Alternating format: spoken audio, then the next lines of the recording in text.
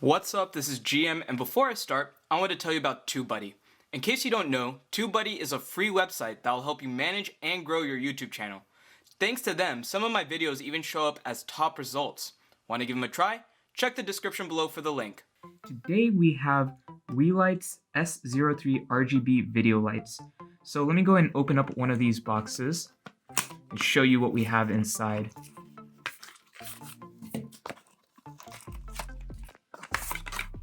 Alright, so I'm going to put the box to the side and show you first the Snow White. So as you can see, it is a very small light, fits really well in the palm of my hand. The other things that we have within this box include a manual, which I'm going to set to the side now. We've got a charging cable, which is a USB-C to USB-A.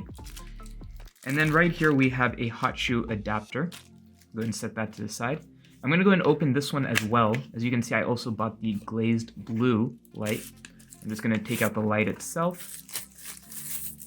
And just to show you what exactly is different between these two is just the outer casing.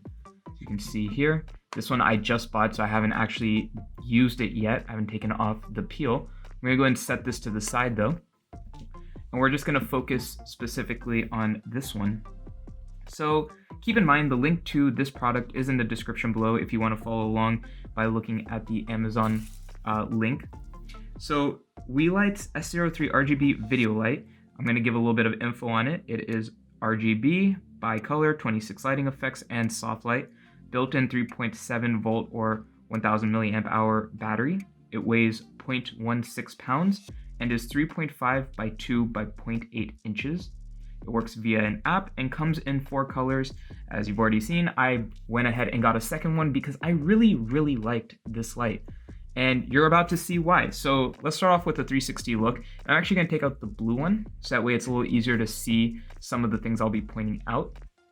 So let's start off with the bottom. This is where you can connect the hot shoe. You can connect it to a tripod. You can put on the hot shoe and then put it onto your camera if it allows that with the hot shoe.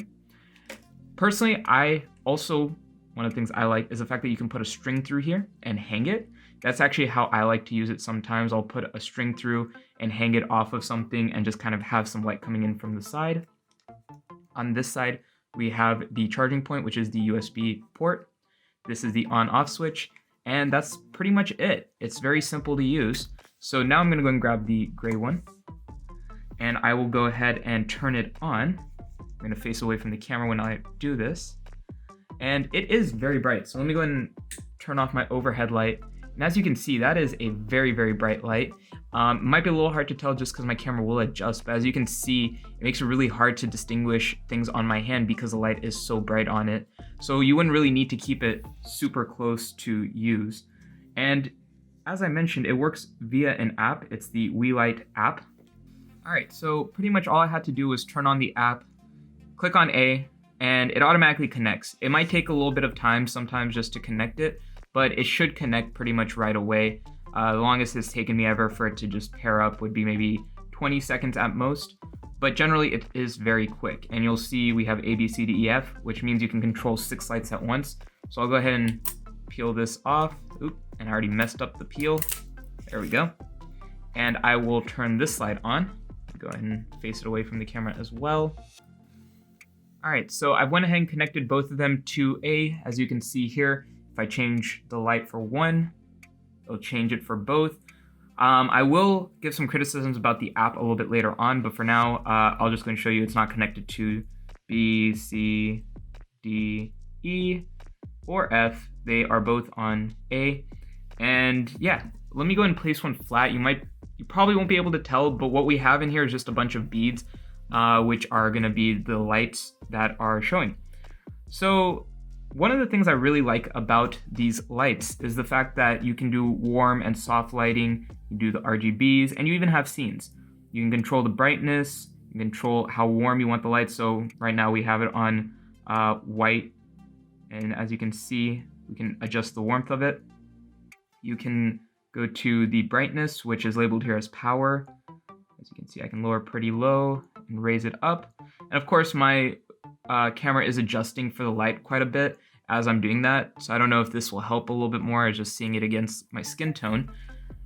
And then you can go to the RGBs. You can literally choose any of these colors and increase the saturation as needed. So if you just need a really light red, maybe like a pinkish hue, you can get that. You can go dark, go all the way around the wheel, whatever you want. And of course you can use these sliders as well. You can decrease the brightness, increase the brightness. And then one thing that I like and dislike is the scenes. So again, you can control how bright it is in these scenes. You can control how fast the effect is, so slow all the way up to fast. And then, you have all of these preset scenes. This is where my criticism kind of comes in, is the fact that these scenes you can't make your own, as well as some of these don't make sense to me. So obviously some of these, for example, the flashing makes sense, fireworks makes sense. A lot of these do make sense, but then there's stuff like red, which you think looks fine, but then it's just switching between a bunch of different colors. Same with orange. I don't really understand why they're labeled specific colors. If you own this and you happen to know why, let us know in the comments below. But from what I can tell, there's not really any real meaning behind these labels, other than the first few, which are like flash and firework and burst.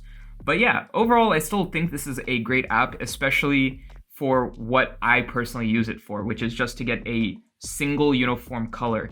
Because if I want lighting to come from two sides and I want them both to be a specific shade of orange, then this is exactly what I need. I just set it to an orange, or well, in that case I put it red, but put it to orange, get it on both sides, and there we go. We have a beautiful orange hue. If it's too bright, I can lower it. If it's too saturated, I can lower that and make it a little bit more on like a whitish orange hue.